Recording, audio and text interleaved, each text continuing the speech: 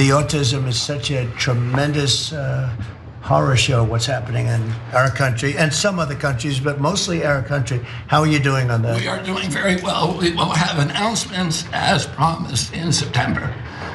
We're finding certain interventions now that are clearly, almost certainly causing autism. So there has to be something artificially causing this, meaning a drug or something. No, there isn't.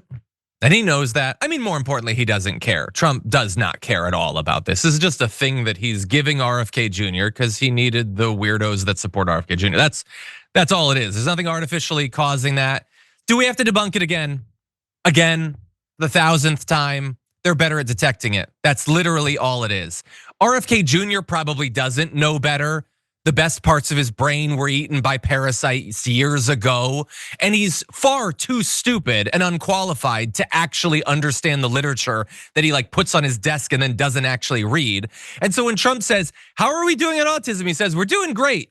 You're doing nothing. What the hell are you talking about? You're making it more difficult for vaccines to be researched. You're firing the actual experts that know anything about them. You're interfering with the vaccine scheduling and all that. You're planning to get rid of the COVID vaccine. None of that can do anything to aid any situation with autism because it has nothing to do with autism. And unfortunately, he is far too stupid to know that. And unfortunately, millions of Americans who look up to RFK Jr. are far too stupid to know that. There is no point in trying to get through to them. Like RFK Jr., they do not have the intellectual capacity to understand the science that they vaguely reference without ever actually looking at. And so, yes, there's autism. It's a thing. RFK Jr. is not gonna cure it in the next year because that's not how literally anything works.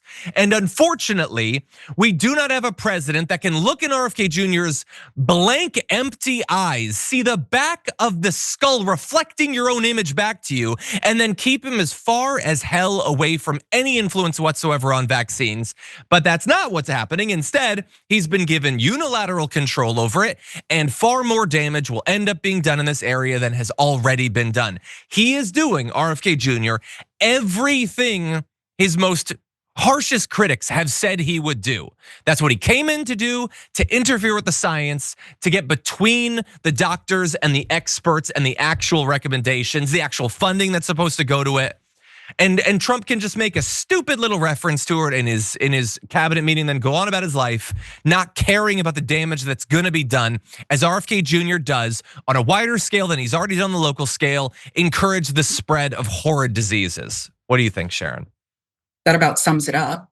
I mean, here you have a guy who COVID's on the rise and he's about to pull the vaccine. Children are dying of measles. He's swimming in sewage. The CDC is being shot up because of this nonsense. And now the autism.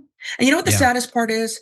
There's people out there who just are looking for something to help their children.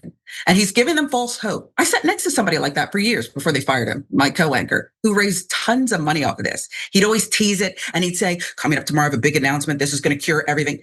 And then they pour in the money. He spoke at Malibu. He went all over the world. Oh, false hope. It's cruel.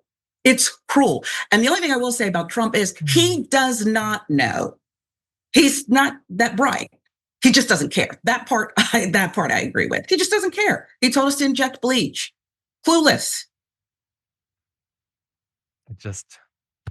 Now you have a The headache. percentage of things that I come to the show wanting to say and then I can say, and the percentage that I want to say and then I have to dial back, it's becoming more of an even split than it's ever been before.